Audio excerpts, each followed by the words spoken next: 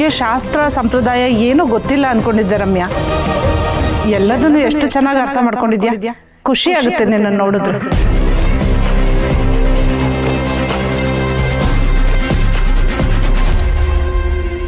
ಈ ಮಿಥಿಲಾ ನಂಗೆ ಯಾಕೆ ಎಲ್ಲಕ್ಕೂ ಕ್ರೆಡಿಟ್ ಕೊಡ್ತಾ ಇದ್ದಾಳೆ? ಇವಳು ಇಷ್ಟು ಒಳ್ಳೆಯವಳ?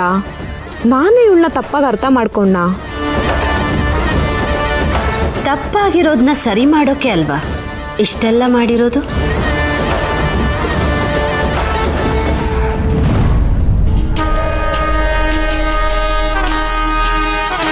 ಹುಡುಗಿ ಮಾಡ್ರನ್ ಆದ್ರೂ ಪರವಾಗಿಲ್ಲ, ಸಂಪ್ರದಾಯ ಎಲ್ಲ ತಿಳ್ಕೊಂಡಿದ್ದಾಳೆ. ಸೌಂದರ್ಯದಲ್ಲೇ ಆಗಲಿ, ಗುಣದಲ್ಲೇ ಆಗಲಿ, ಬುದ್ಧಿಲೇ ಆಗಲಿ ಯಾವುದರಲ್ಲೂ ಕಡಿಮೆ ಇಲ್ಲ. ಅಷ್ಟೆಲ್ಲ ಆಸ್ತಿ ಇದ್ರೂ ಇಲ್ಲಿ ಬಂದು ಪ್ರಸಾದ ಮಾಡೋದಕ್ಕೆ ಸಹಾಯ ಮಾಡ್ತಿದ್ದಾರೆ. ನಿಜ ಮೆಚ್ಕೋಬೇಕು. ಇವಳನ್ನ ಮದುವೆ ಆಗೋನು ತುಂಬ ಪುಣ್ಯ ಮಾಡಿರಬೇಕು. ಆದರೆ ಆ ಪುಣ್ಯ ವಿರಾಜ್ಗಿಲ್ಲ ಬಿಡು.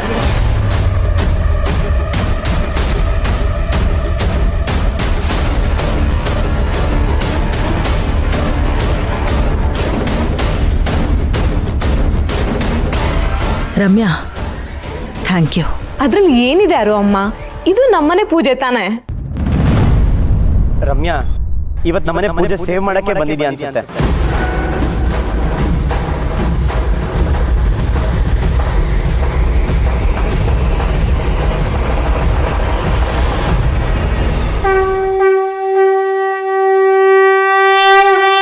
ಕಬ್ಬಿಣದ ಥರ ಗಟ್ಟಿಯಾಗಿದ್ದ ಅರುವಮ್ಮನ ಮನಸ್ಸು ಕಾದು ಮೆದು ಆಗಿದೆ. ಇನ್ನೇನಿದ್ರು ಒಂದೇಟು ಸಾಕು ಅವರನ್ನು ಬೊಗ್ಸೋಕೆ. ಆಮೇಲೆ ರಮ್ಯಾ ಈ ಮನೆ ಸೊಸೆ ಆಗ್ತಾಳೆ. ತಪ್ಸೋಕೆ ಯಾರಿಂದನೂ ಸಾಧ್ಯ ಇಲ್ಲ.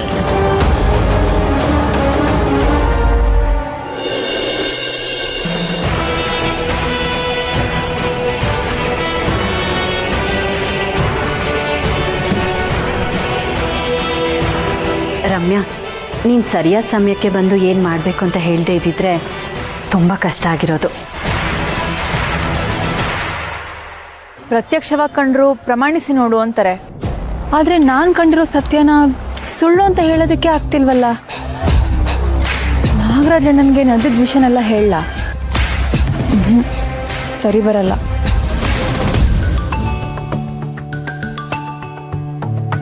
ಇದನ್ನ ಸ್ವಲ್ಪ ನೋಡ್ಕೊಳ್ಳಿ. ಅಕ್ಕ, ತುಂಬ ಕೆಲಸ ಇದೆಯಾ? ನಾನು ಸಹಾಯಕ್ಕೆ ಬರಲಾ? ಬೇಡ ದತ್ತು, ನಾನು ಮ್ಯಾನೇಜ್ ಮಾಡ್ತೀನಿ. ಹೆಚ್ಚು ಕಡಿಮೆ ಅಡುಗೆ ಮುಗ್ದಿದೆ. ಮತ್ತೆ ಯಾಕೆ ವಾಯ್ಸ್ ಡಲ್ ಆದಂಗಿದೆ? ಸುಸ್ತಾಗಿದ್ಯಾ?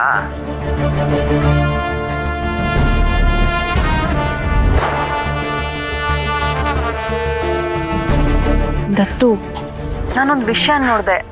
ಅದನ್ನು ಹೇಗೆ ಜೀರ್ಣಿಸ್ಕೊಳ್ಳೋದು ಅಂತಾನೆ ಗೊತ್ತಾಗ್ತಿಲ್ಲ. ಅಂಥದ್ದೇನು ನೋಡಿದೆ?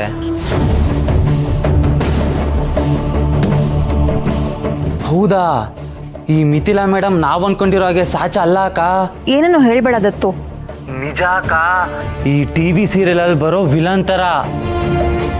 ಪೂಜೆ ನಡೆಯುವಾಗ ಪ್ರಸಾದ ಹಾಳು ಮಾಡಿದ್ದಾರೆ ಅಂದರೆ ಅವ್ರ ಇಂಟೆನ್ಷನ್ ಬೇರೆನೇ ಇದೆ.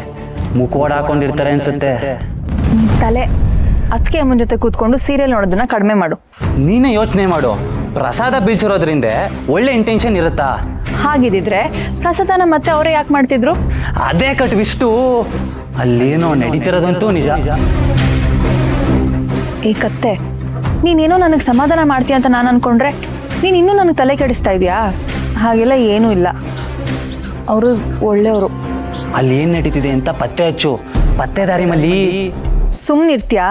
ನನಗೆ ಸಂಬಳ ಕೊಡ್ತಾ ಇರೋದು ಅಡುಗೆ ಮಾಡೋದಕ್ಕೆ, ಪತ್ತೆದಾರಿ ಕೆಲಸ ಮಾಡೋಕ್ಕಲ್ಲ. ಅದಕ್ಕೂ ನೀನು ಹೆಚ್ಚಿಗೆ ಕಾಸು ತಗೊಳಲ್ವಲ್ಲ? ದತ್ತು, ಹೋಗಿ ಹೋಗಿ ನಿನಗೆ ಹೇಳ್ತೀನಲ್ಲ, ನನಗೆ ಬುದ್ಧಿ ಇಲ್ಲ. ಒಂದಾಗಿರೋದನ್ನ ಮರ್ತ್ಬಿಡು, ಇಲ್ಲ ಅದ್ರಿಂದ ಹೋಗಿ ಸತ್ಯ ಹುಡ್ಕು. ಅದ್ಬಿಟ್ಟು ಈಗ ತಲೆ ಕೆಸ್ಕೊಂಡು ಕೂರೋದಲ್ಲ. ಆದ್ರೂ ದತ್ತು, ನೋಡಿದ್ದನ್ನ ಮರೆಯೋಕ್ಕಾಗುತ್ತಾ? ಆದ್ರೂ ಇಲ್ಲ, ಹೋದ್ರೂ ಇಲ್ಲ. ಅಡುಗೆ ಕೆಲ್ಸಕ್ಕೆ ಹೋಗ್ತಿದ್ಯಾ, ಅದನ್ನ ಮಾಡ್ಕೊಂಡು ತೆಪ್ಪಗಿರು. ಈ ಶ್ರೀಮಂತರ ಮನೆ ಪೊಲಿಟಿಕ್ಸ್ ಅವ್ರಿಗೆ ಸರಿ, ಅದು ನಿಂಗೆ ಬೇಡ. ಬೇಗ ಕೆಲಸ ಮುಗಿಸಿ ಮನೆಗೆ ಬಾ. ಬಾಯ್.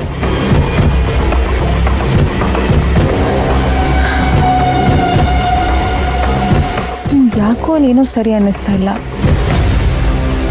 ಏನೋ ನಡೀತಾ ಇದೆ.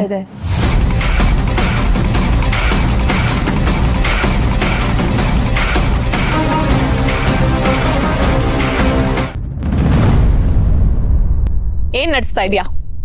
ಯಾವ ವಿಷಯದ ಬಗ್ಗೆ ಮಾತಾಡ್ತಿದ್ಯಾ ರಮ್ಯಾ? ಇಷ್ಟು ದಿನ ಮನೆಯವರಿಗೆಲ್ಲ ಬಕೆಟ್ ಹಿಡಿತಿದ್ದ ಮ್ಯಾನೇಜರ್ ಮಗಳು ಇವತ್ತು ನನಗೆ ಬಕೆಟ್ ಹಿಡಿತಿದ್ದಾಳೆ.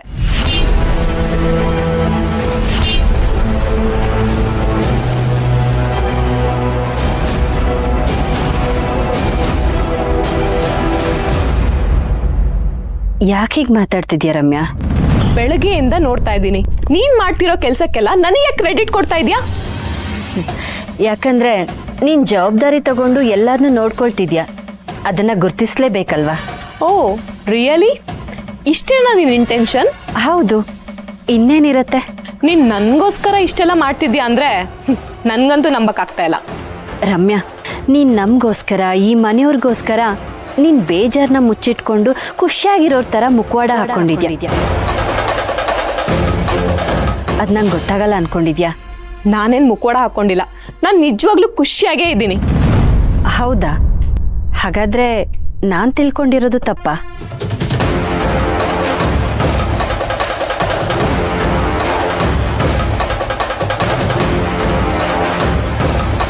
ರಮ್ಯಾ, ನಾನು ಒಂದು ಹೆಣ್ಣು. ನಿನಗೇನು ಅರ್ಥ ಆಗ್ತಿದೆ? ಏನ್ ಮಾತಾಡ್ತಾ ಇದೀಯಾ? ವಿರಾಜ್ ಜೊತೆ ನಿನ್ ಮದ್ವೆ ಅಂದಾಗ ನೀನೆಷ್ಟು ಎಕ್ಸೈಟ್ಮೆಂಟ್ ಅಲ್ಲಿ ಕುಣಿದಿದೆ, ಅದಿನ್ನ ನನ್ನ ಕಣ್ಣು ಕಟ್ಟಿದಾಗಿದೆ. ನನ್ನ ಮುದ್ದಿನ ಮೊಮ್ಮಗನ ಕೈ ಹಿಡಿಯೋದಿಕ್ಕೆ ಮಿಥಿಲಾ ಹುಡುಕಿರೋ ಹುಡುಗಿ ಬೇರೆ ಯಾರೂ ಅಲ್ಲ, ರಮ್ಯಾ.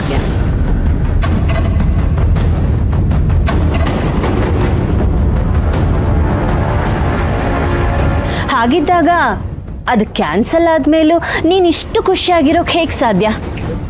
ನೀನ್ ಏನ್ ಪ್ರೂವ್ ಮಾಡಕ್ ನೋಡ್ತಾ ಇದ್ಯಾ?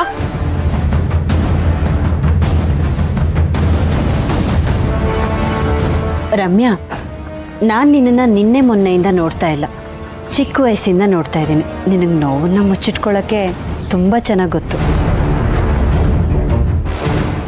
ಮತ್ತೆ ಮತ್ತೆ ನೀನ್ ಯಾಕೆ ನೋವಿನ ಬಗ್ಗೆ ಮಾತಾಡ್ತಾ ಇದ್ಯಾ?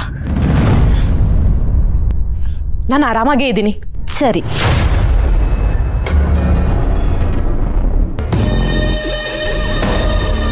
ನನ್ನ ಕಣ್ಣಲ್ಲಿ ಕಣ್ಣಿಟ್ಟು ಹೇಳು, ವಿರಾಜ್ ನಿನಗೆ ನೋವು ಹೇಳಿದ್ದಕ್ಕೆ ನಿನಗೆ ನಿಜವಾಗ್ಲೂ ಬೇಜಾರಿಲ್ವಾ?